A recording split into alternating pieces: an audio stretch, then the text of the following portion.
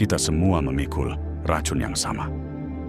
Di dalam diri kita tersembunyi 3 racun halus yang merusak kehidupan.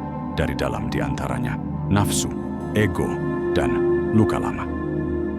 Mereka tidak terlihat, tidak berisik, namun perlahan-lahan menggigit jiwa kita, menjadikannya gelisah, kosong, dan rapuh. Kadang kita merasa hampa, padahal semua hal duniawi sudah kita kejar. Kita terus mencari pengakuan, terus meminta cinta, terus berusaha mengobati luka dengan cara yang justru memperdalam penderitaan. Dan saat malam datang, kita tetap merasa hilang. Disitulah stoicisme hadir. Bukan untuk menyembuhkanmu dalam semalam, tapi untuk mengajakmu menempuh jalan panjang, sunyi namun kuat, menuju batin yang kokoh dan tak tergoyahkan. Filsuf-filsuf kuno memahami satu hal yang sering kita lupakan. Kamu tidak dilukai oleh dunia. Kamu dilukai oleh caramu menanggapi dunia. Mereka tidak mengajari kita cara memenangkan pertempuran di luar, tapi membimbing kita menaklukkan yang lebih sulit, pertempuran di dalam. Karena sejatinya, musuh terbesarmu bukan orang lain, tapi bagian dalam dirimu yang belum kau jinakkan. Maka dalam video ini, kita akan menyelami 3 racun batin yang sering mengendalikan hidup kita tanpa kita sadari. Nafsu, api yang menghanguskan keheningan jiwa. Ego, cermin palsu yang membuat kita buta. Luka lama, hantu yang kita peluk setiap hari. Dan akhirnya, kita akan belajar cara menaklukkannya. Bukan untuk menjadi sempurna, tapi untuk menjadi utuh dan bebas. Sebelum kita mulai, pastikan kamu sudah klik subscribe dan nyalakan lonceng notifikasi. Karena perjalanan menaklukkan racun batin seperti nafsu, ego, dan luka lama ini bukan perjalanan yang bisa dilewatkan begitu saja. Di sini, kamu akan menemukan kunci ketenangan dan kekuatan yang jarang dibagikan. Tarik nafas perlahan, dan mari kita mulai perjalanan ini bersama.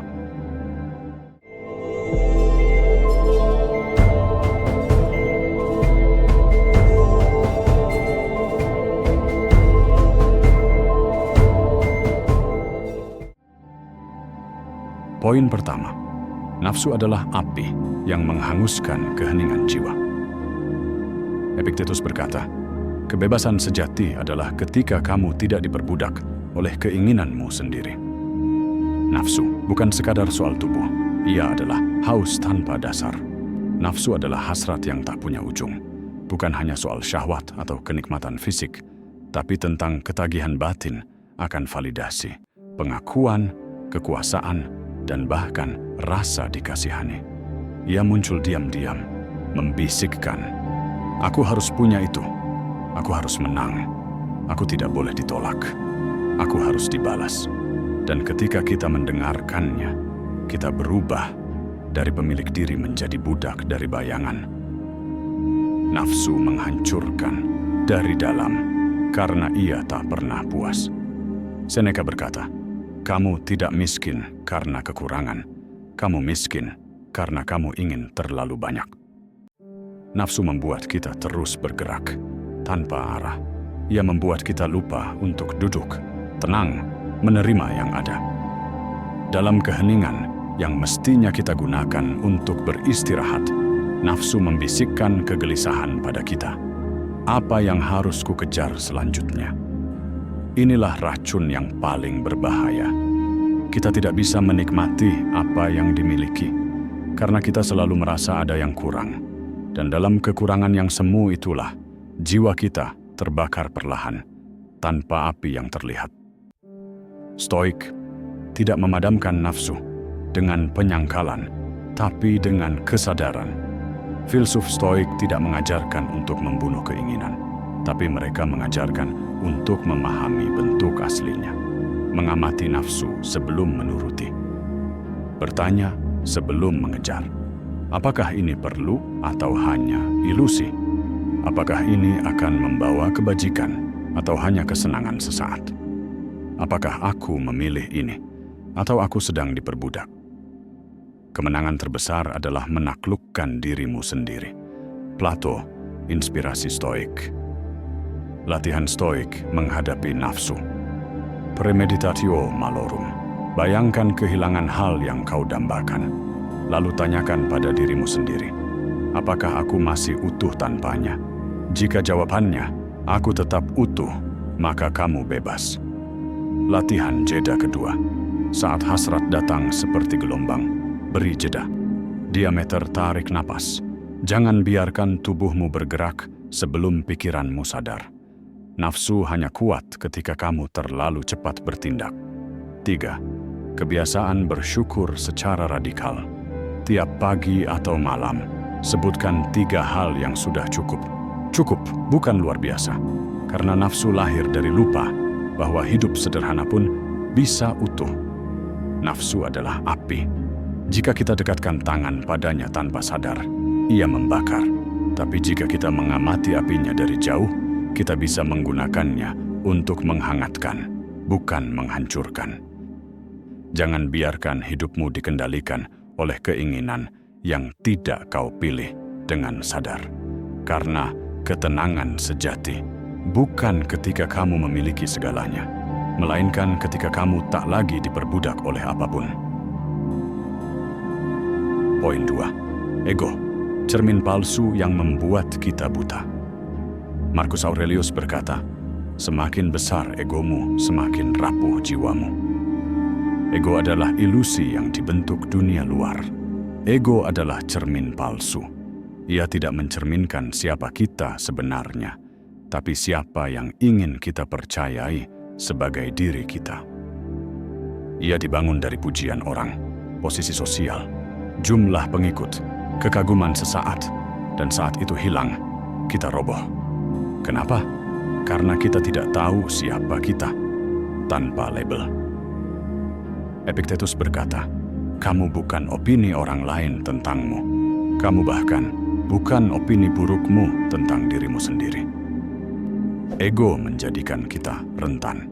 Karena sedikit kritik bisa menghancurkan kita. Karena kehilangan perhatian terasa seperti kehilangan eksistensi. Ego bukan tentang pertumbuhan, ia tentang penampilan. Ia membuat kita menolak kesalahan karena kita takut terlihat lemah. Ia membuat kita menyalahkan orang lain karena kita ingin tetap terlihat benar. Ia membuat kita bicara lebih keras, bukan karena kita yakin, tetapi karena kita takut kalah. Dan itulah jebakan. Saat kamu sibuk terlihat kuat, kamu lupa cara menjadi kuat. Para filsuf Stoik tidak membanggakan diri mereka. Mereka menulis untuk diri sendiri, bukan untuk pengikut. Marcus Aurelius, seorang kaisar, bahkan berkata dalam catatan pribadinya, ingatkan dirimu setiap hari bahwa kamu akan mati. Maka kamu akan berhenti mengejar kehormatan kosong. Stoicisme mengajarkan kita bahwa kekuatan sejati lahir saat kita mengakui bahwa kita rapuh. Karena dari sanalah kita mulai membangun benteng batin yang asli, bukan topeng yang bisa runtuh kapan saja. Latihan Stoik mengatasi ego. 1. Latihan mengingat kefanaan, memento mori. Ego takut dilupakan, tapi saat kita mengingat bahwa hidup ini sementara, kita tidak lagi mengejar perhatian dunia yang fana. 2. Menjadi murid seumur hidup. Kapan terakhir kamu berkata, aku tidak tahu? Ego membenci kalimat itu, tapi Stoik menyambutnya, karena itulah awal dari kebijaksanaan. 3. Berbuat baik tanpa disaksikan. Lakukan satu kebaikan setiap hari, tanpa siapapun tahu. Karena itu, membunuh satu sel ego dan menguatkan satu lapis jiwamu. Ego adalah bayangan yang tumbuh dari cahaya palsu. Dan saat kita mempercayainya, kita hidup dalam pencitraan, bukan kenyataan. Tapi saat kita meletakkannya dan berkata, aku cukup walau tak terlihat, saat itulah ketenangan datang. Keheningan batin tak bisa dicapai jika kamu masih sibuk membuktikan sesuatu. Poin 3. Luka lama seperti hantu yang kita peluk setiap hari. Epictetus berkata, manusia tidak disakiti oleh hal-hal yang terjadi, tetapi oleh cara mereka menafsirkannya. Kita semua punya bekas luka, pengkhianatan, penolakan, kehilangan, kekerasan kata-kata, atau bahkan keheningan dari orang yang seharusnya mencintai kita. Luka itu nyata, namun penderitaan yang terus kita pelihara setelahnya adalah pilihan kita. Luka menggores sekali, tapi pikiran kita mengulangnya ribuan kali. Kita menghidupkan kembali masa lalu seperti memutar kaset rusak yang tidak pernah berhenti. Dan setiap kali kita memutarnya, kita membuat luka itu terbuka kembali, lebih dalam dari semula. Tanpa sadar, banyak dari kita menjadikan luka sebagai identitas. Kita berkata, aku orang yang dikhianati, aku yang selalu ditinggalkan, aku korban dari masa laluku. Tapi saat kita menjadikan luka sebagai identitas, kita membangun rumah di dalam penderitaan. Dan yang lebih tragis, kita takut sembuh. Karena kalau kita sembuh, kita kehilangan satu-satunya versi diri yang kita kenal. Stoicisme tidak menunggu maaf dari dunia. Kita tidak duduk menanti penyesalan dari orang yang menyakiti kita. Kenapa? Karena kebebasan batin bukan hadiah dari mereka yang melukai kita, tapi keputusan kita sendiri. Marcus Aurelius berkata, pikiran yang bebas adalah benteng terakhir. Tak ada yang bisa masuk kecuali kamu membuka pintunya. Saat kita berdamai, bukan berarti kita melupakan, tapi kita berhenti memberi luka itu kuasa atas hari ini. Latihan stoik untuk mengurai luka lama. 1. Menuliskan tanpa sensor. Tulis isi hatimu. Tulis seluruh amarahmu. Tulis semua ingatan yang menyakitkan. Tapi setelah itu, bakarlah kertas itu. Itu bukan untuk dunia. Itu untuk melepaskan jiwamu. 2. Visualisasi negatif. Premeditatio malorum. Bayangkan hal terburuk kembali terjadi. Lalu bayangkan dirimu kuat, tegar, tak runtuh. Latih batinmu untuk tidak takut pada luka yang sama. 3. Berhenti menjadi korban dalam ceritamu.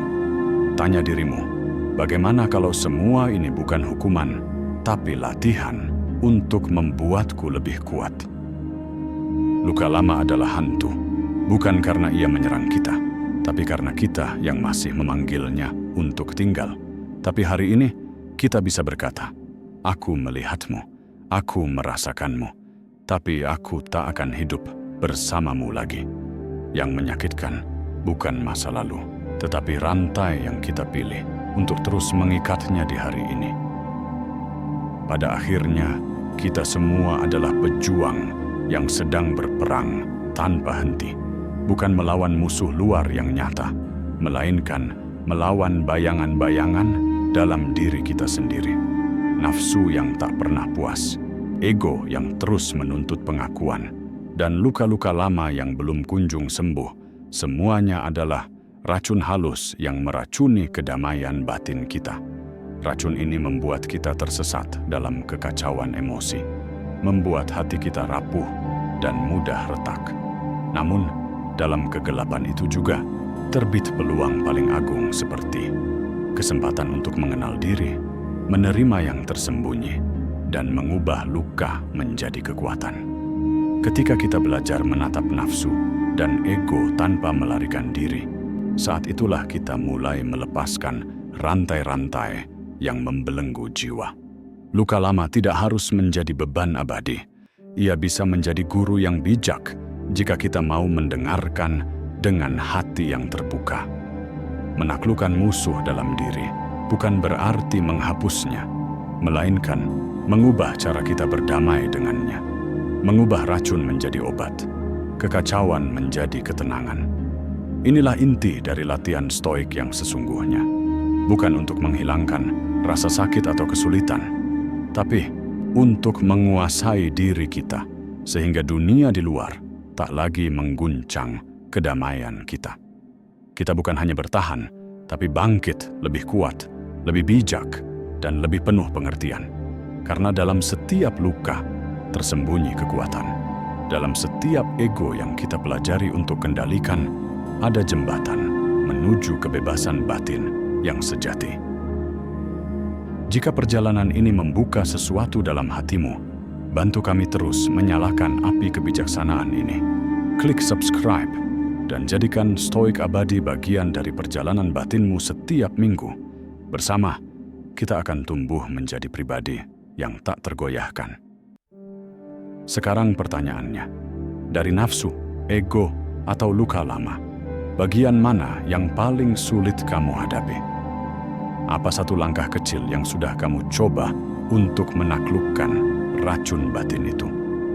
Bagikan ceritamu di komentar, karena suaramu bisa menjadi cahaya bagi jiwa lain yang sedang berjuang dalam gelap. Jika kata-kata ini menyentuh batinmu, mungkin jiwamu sedang memanggilmu pulang. Ikuti perjalanan ini bersama kami di Stoik Abadi, tempat di mana ketenangan, kekuatan, dan kebijaksanaan menjadi jalan hidup. Terima kasih telah hadir, dan sampai jumpa di perjalanan berikutnya.